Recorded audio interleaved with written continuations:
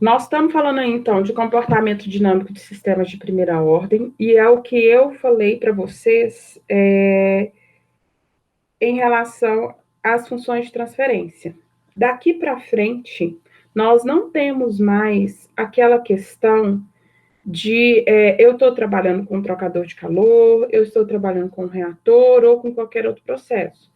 A partir do momento que eu transformo isso para uma função de transferência, eu tenho padronizações de comportamento para algumas funções e eu não estou mais preocupado com a parte física do meu processo, tá? Eu já fiz isso antes, quando eu defino perturbação, quando eu defino entrada, tá? Quando eu sei o que é importante para aquele sistema. Então, aqui, nós vamos trabalhar primeiro com uma introdução e depois eu vou falar hoje do comportamento dinâmico de sistemas de primeira ordem, tá? Esse comportamento, ele é padrão, então, independente do processo que você está trabalhando, se ele é um sistema de primeira ordem, ele consegue seguir esse comportamento padrão, tá? Então, a primeira coisa é por que a gente tem, né, que saber sobre o comportamento do sistema. Eu até coloquei aquele estudo de caso, eu até falei isso para um dos meninos, para vocês começarem a ter um feeling sobre o comportamento do sistema, tá? Muita gente, por exemplo, colocou assim, a aproximação linear é boa ou ela não é boa, tá? Uma coisa que a gente sempre analisa em comportamento, que são dois parâmetros, tá? É estado estacionário, ou seja, onde é que ele estabilizou, e comportamento ao longo do tempo até chegar nesse estado estacionário. Essas duas coisas, elas são importantes.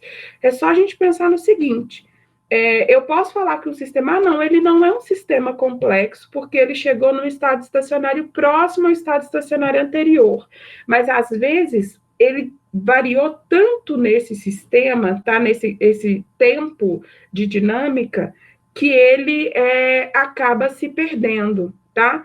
Então, um exemplo disso muito claro, a gente vai ver alguns conceitos que chamam overshoot, tá? E aí a gente vai trabalhar com isso no controle. Mas um overshoot é um aumento muito brusco em um instante de tempo muito pequeno, tá?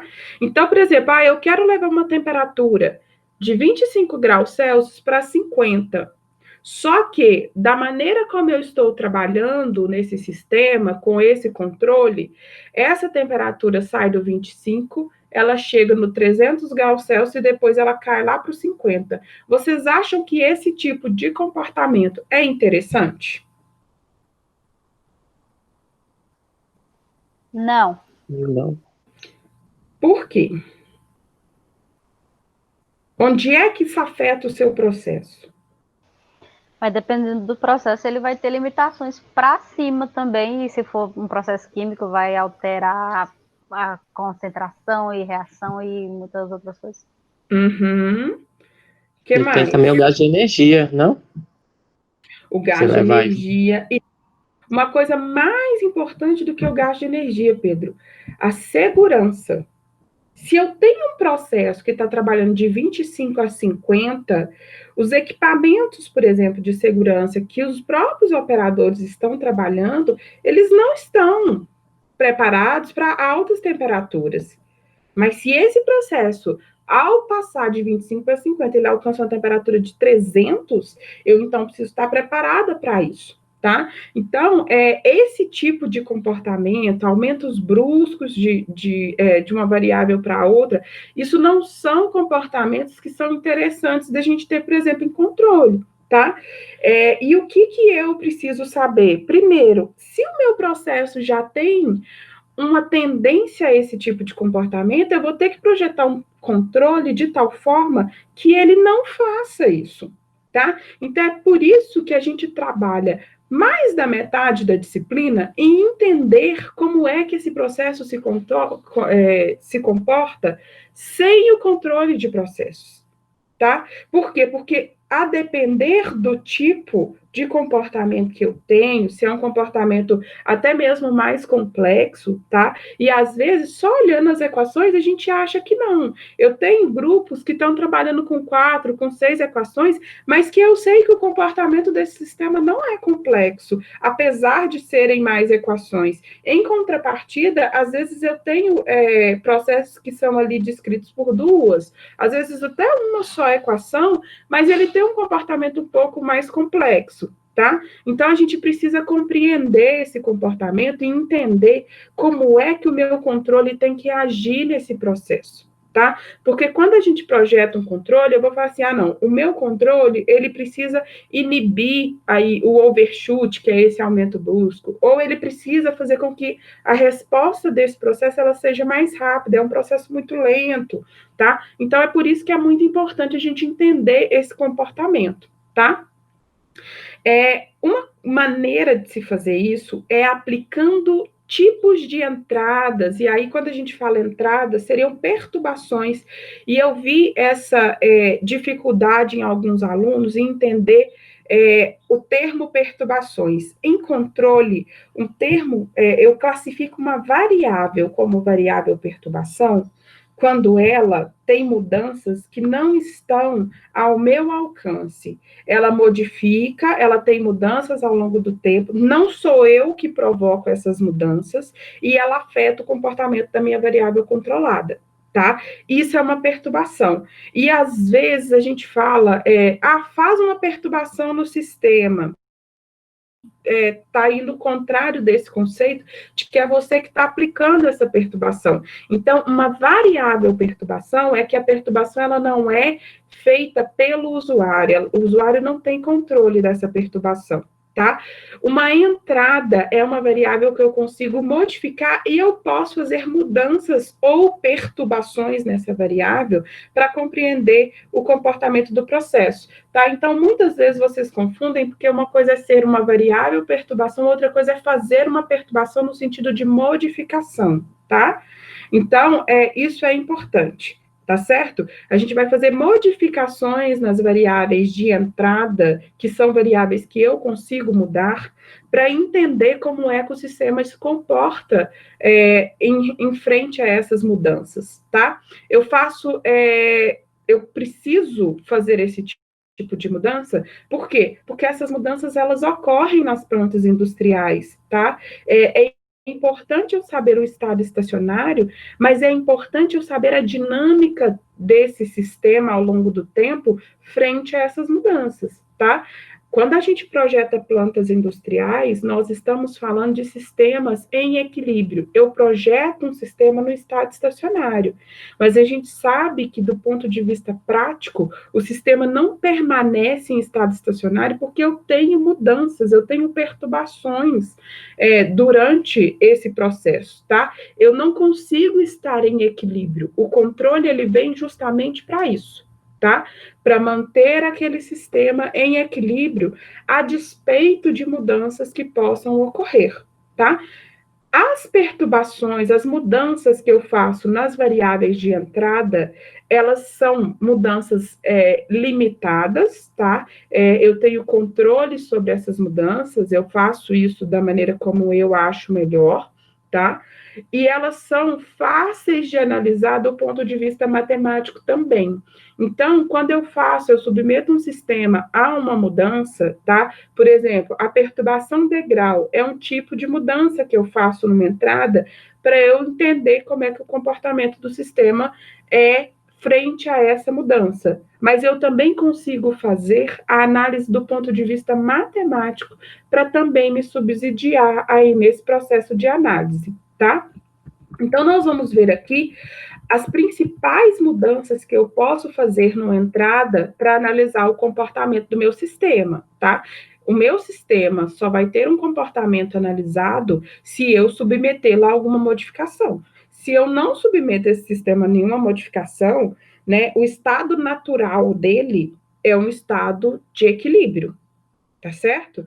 Mas para compreender porque os meus sistemas não estão na prática em equilíbrio, né? E é por isso que a gente precisa do controle para compreender isso, eu vou então submeter esse sistema a algumas modificações, tá? A primeira é o degrau, é a mais utilizada porque é uma perturbação fácil de ser aplicada na prática, tá? Ela é uma mudança repentina de um processo onde ele estava estacionário, e isso é importante, a gente fazer as mudanças quando o sistema está estacionário, tá?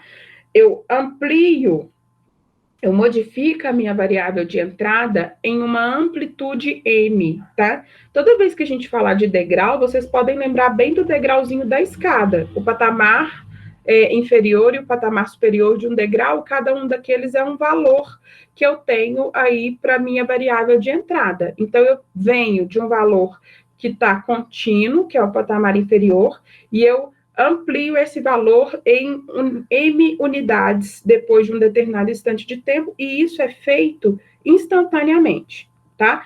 Como é que eu posso entender essa mudança na prática, tá?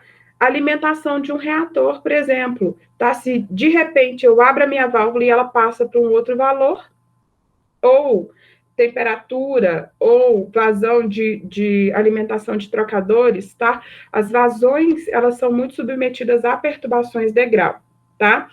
Uma coisa que é importante, matematicamente, o degrau, ele é M sobre S, tá?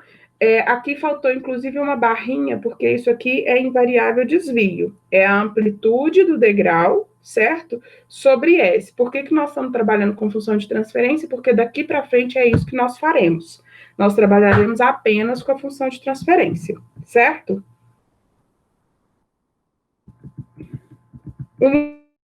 Trouxe aqui é a taxa de calor fornecida, por exemplo, para um tanque de aquecimento, tá?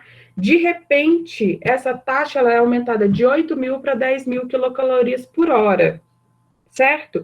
Como é que eu sei analisar isso matematicamente?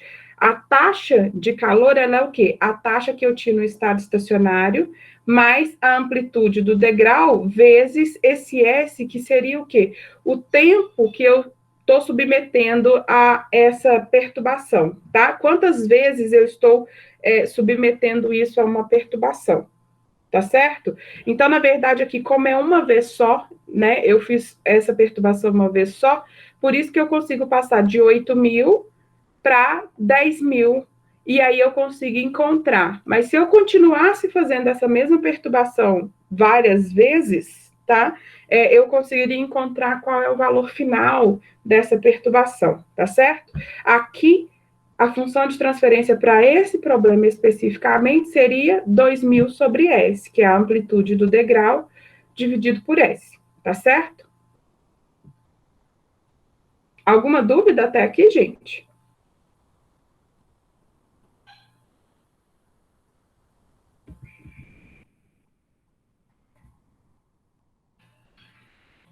Eu tenho ainda uma outra perturbação, que é a perturbação do tipo rampa, tá? Se vocês pudessem descrever essa perturbação, ela seria realmente no estilo de uma rampa, onde então eu vou aumentando esse valor ao longo do tempo. Ela é uma reta constante, tá? Onde eu tenho a inclinação angular aí de A, certo? E essa perturbação, ela pode ser muito visualizada quando a gente está falando, por exemplo, de temperatura ambiente. Obviamente, a gente está fazendo isso de um modo bem grosseiro, porque a gente sabe que a gente tem patamares de temperaturas constantes, tá? Mas se a gente pensar como é a evolução da temperatura ambiente, ela é uma rampa ascendente, né? Que ela vai crescendo ao longo do tempo, ela chega num patamar máximo, e depois eu tenho uma rampa ali descendente, onde ela vai crescendo, descendo, né? Ela vai diminuindo ao longo do tempo. Então, a temperatura ambiente, ela poderia ser representada por duas perturbações, uma com um A positivo e outra com um A negativo, tá? A gente vê muito os efeitos de uma perturbação rampa também, quando eu estou falando de incrustação nos trocadores de calor. É só a gente pensar, a incrustação, ela vai aumentando ao longo do tempo. Óbvio que isso tem um limite, né? E ela pode aí interromper, né, todo esse fluxo que está passando. Mas ela vai crescendo ao longo do tempo, tá certo? Então, essa é uma perturbação que ela é muito característica de alguns outros processos. A perda da atividade catalítica de um catalisador também. O catalisador vai perdendo, né, atividade ao longo do tempo, vai passando o tempo, isso vai aumentando até chegar num limite também, tá? Eu tenho ainda um pulso retangular, que é aquela perturbação onde eu amplio ou reduzo, né, o valor da minha entrada por um intervalo de tempo específico, então ele sobe até M, nesse caso aqui, né, e depois ele desce de novo a zero. Então, exemplo prático sobre isso, eu vou precisar interromper o fornecimento do gás de combustível de uma fornalha. Então, eu interrompo isso e aí, nesse caso, o meu M seria negativo, né? Negativo no sentido de amplitude. Eu estava num determinado valor, eu vou reduzir esse valor e depois eu volto, tá? Lembrando que esses aqui são todos em variável desvio, tá certo? Então, quando ele é igual a zero, significa que eu estou no estado estacionário de referência. Quando eu passo isso para M, é do estado estacionário de referência mais M, tá? Se o M for negativo, é uma redução, se o M for positivo, é um aumento. E depois eu retorno para o meu estado estacionário de referência, tá? Aqui eu tenho a ilustração disso. Então, aqui eu tenho a amplitude do degrau. Aqui, como é invariável desvio, significa que eu estou no estado estacionário de referência e ele vai para um estado estacionário que são M unidades maiores, tá? Aqui, na rampa, eu tenho estado estacionário de referência no nível 0 e ele começa a aumentar. E aqui eu tenho, então, o pulso, onde eu tenho o estado estacionário de referência e um aumento aqui em H unidades aqui, e depois ele retorna para o estado estacionário de referência inicial, certo? Todo mundo entendeu como é que funciona cada uma dessas perturbações aí, cada uma dessas modificações?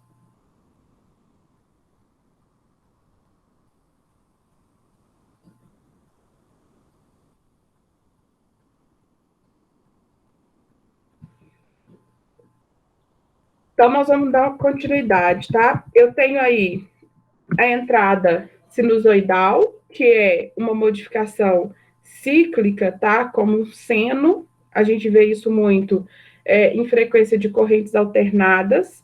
Eu não vou me estender muito, porque é uma perturbação que ela é um pouco menos comum, embora ela exista, tá?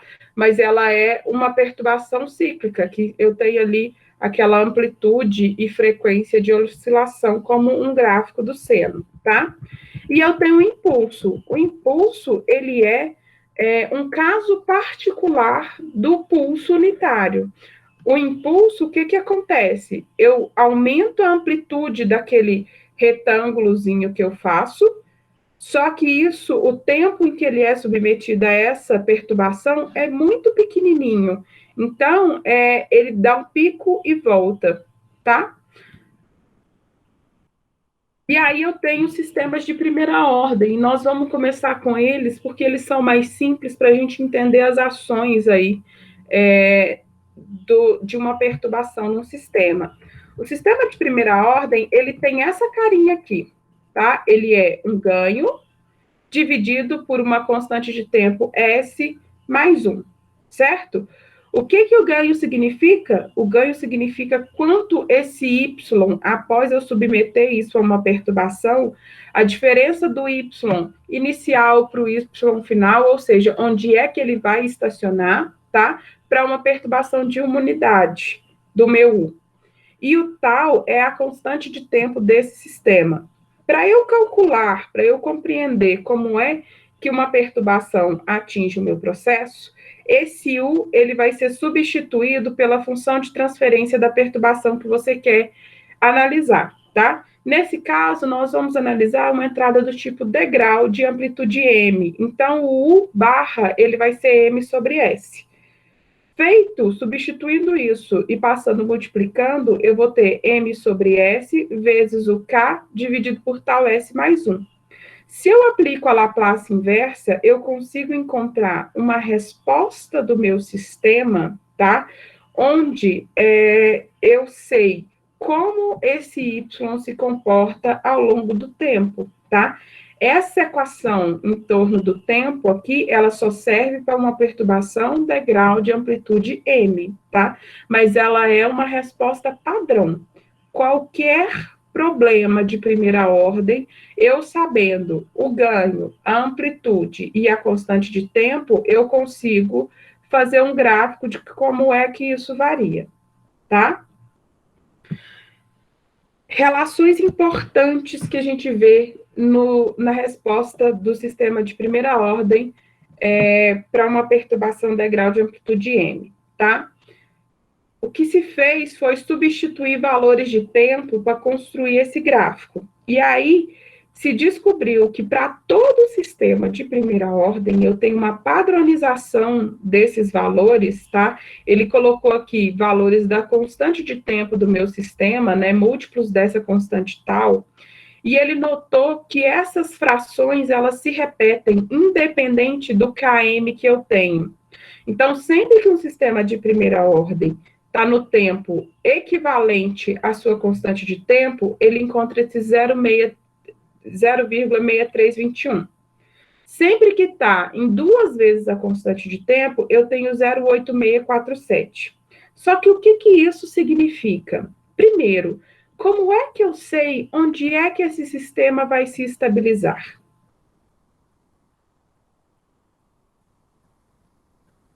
Pegando essa equação, como é que você encontraria o ponto de estabilização desse sistema? Achava a derivada igual a zero? Achava a derivada igual a zero. Derivar essa equação e aí igualar isso a zero para encontrar qual é o valor do estado estacionário. Pode.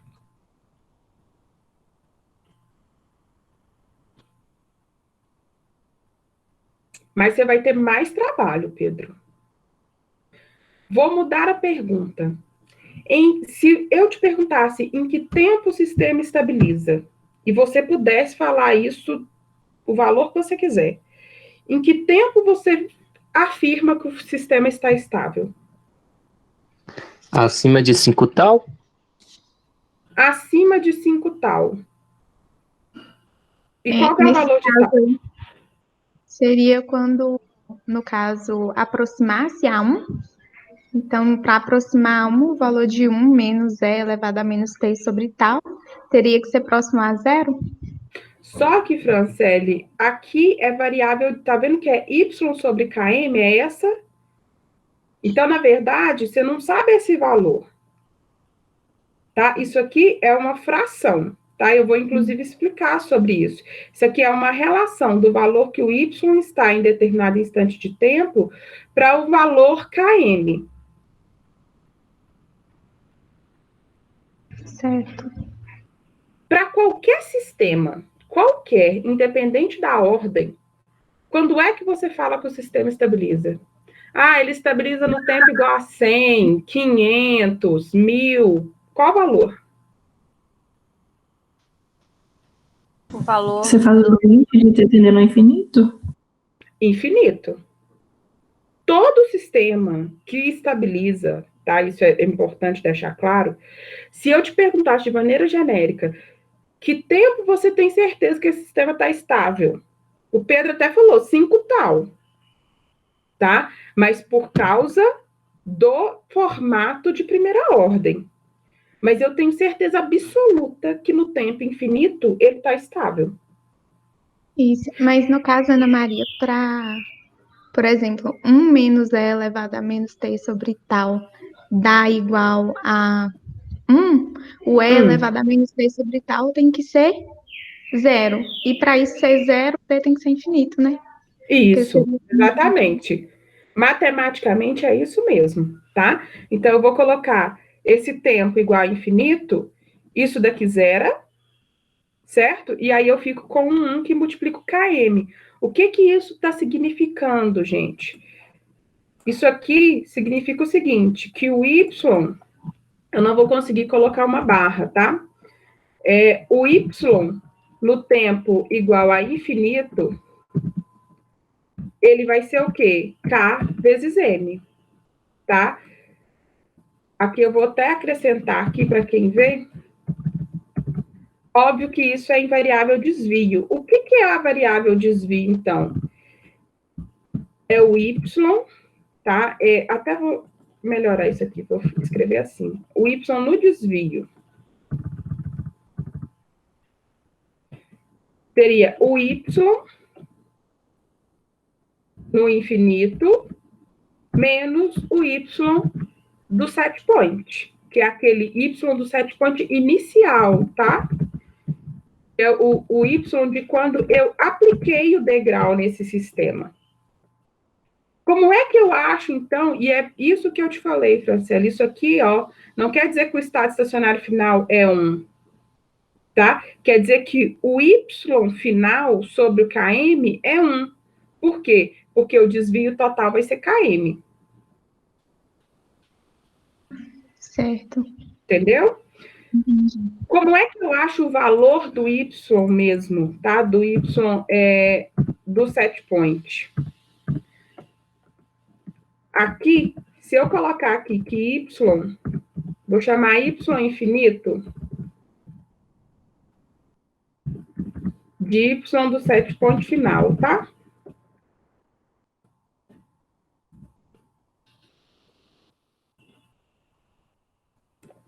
E se eu fizer isso, então, na verdade, o final, ele vai ser o inicial mais o km, não é isso?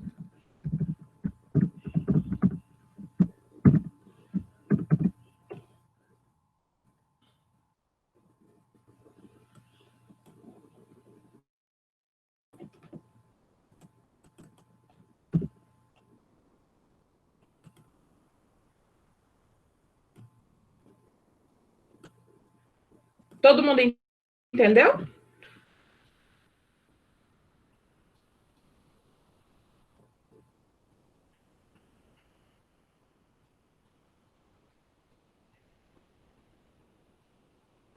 Isso significa que se você tem o valor do ganho K e você tem o valor da amplitude do degrau, sabendo o ponto que você está partindo daquela variável y, que é a variável de saída, até onde ele vai chegar, isso é possível ser relacionado com essa constante K vezes M, tá? O que essa tabelinha aqui me representa, tá? Essa tabelinha está me representando esse y, eu peguei essa função aqui, tá? E dividi por km. Passei o km dividindo, essa fração fica igual a 1 menos exponencial de menos t sobre tal. Ela está me indicando qual é a fração do final que eu vou atingir em cada instante de tempo. Então, quando o instante de tempo é tal, significa que eu atinjo 63,21% do estado estacionário final lá que eu vou alcançar, tá? Eu percorro 63,21% desse caminho km, tá? Esse valor aqui, ó, o final até o inicial é km, tá? Então, eu consigo alcançar 63,21% quando o tempo é tal. Quando o tempo é 2 vezes tal, eu alcancei 86,47% desse caminho que eu tenho que percorrer. E essa padronização, eu tenho sempre esses valores quando eu estou falando de sistemas de primeira ordem, tá? Independente do valor que eu tenho de km, independente do valor que eu tenho de tal, é sempre esses valores, tá? Aí Pedro me falou que ele considera, então, que está estável acima de 5 tal. E você está certo, Pedro. Na prática, 0,9933 já é considerado estável, tá? Então, o meu sistema de primeira ordem, independente da amplitude dessa perturbação, independente do ganho da constante de tempo, ele sempre se estabiliza em um tempo equivalente aqui, gente, eu vou colocar um igual, mas seria uma aproximadamente, tá? Vou até usar um tio aqui.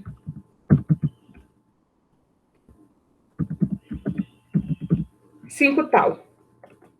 Tá certo? Essa é a primeira parte da nossa aula. A segunda parte, então, é a resolução do exercício, tá? E aí eu vou fazer essa resolução do exercício, como a gente combinou, à mão, tá? Aplicando esses conceitos de perturbação de grau para um sistema de primeira ordem. Alguém ficou com mais alguma dúvida?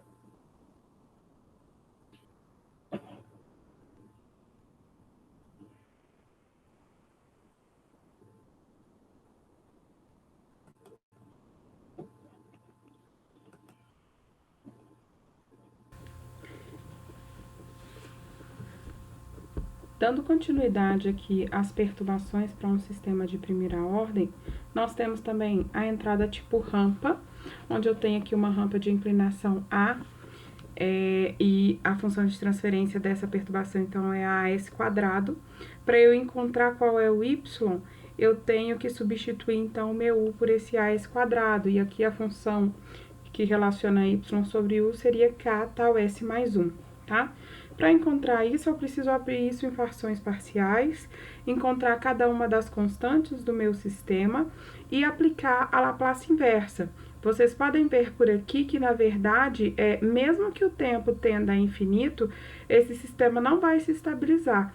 Mesmo esse termo aqui sendo zero, eu vou continuar, então, tendo, para um t muito maior do que tal, essa aproximação, e eu tendo a ter retas paralelas quando eu estou falando aí do U e do Y, tá? E a tendência é que a distância entre essas duas retas, ela seja de tal, que é correspondente à constante de tempo do meu sistema. Eu tenho ainda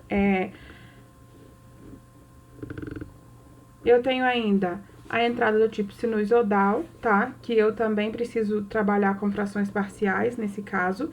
E aí, aqui, nesse sistema, eu tô trabalhando com ômega e A, certo? Essa é a carinha da minha função de transferência quando eu tenho uma entrada do tipo sinusoidal. E para uma função de primeira ordem, eu vou destrinchar isso aqui em duas frações, tá? Encontrados, então, esses termos α1, α2 e α3, eu consigo lançar a Laplace inversa. Notem que eu tenho aqui termos seno e cosseno que vão caracterizar aí justamente essa minha oscilação, mesmo sendo um sistema de primeira ordem, tá? Um sistema relativamente simples. Eu posso ainda usar as igualdades trigonométricas para simplificar isso e obter isso em termos de exponencial, tá certo?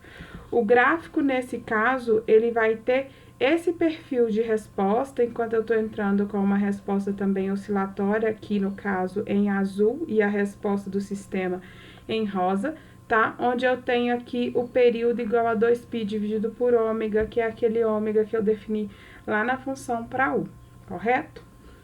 Nós finalizamos aqui as funções de transferência de primeira ordem, o comportamento para diversos tipos de perturbação. Obrigada e bons estudos!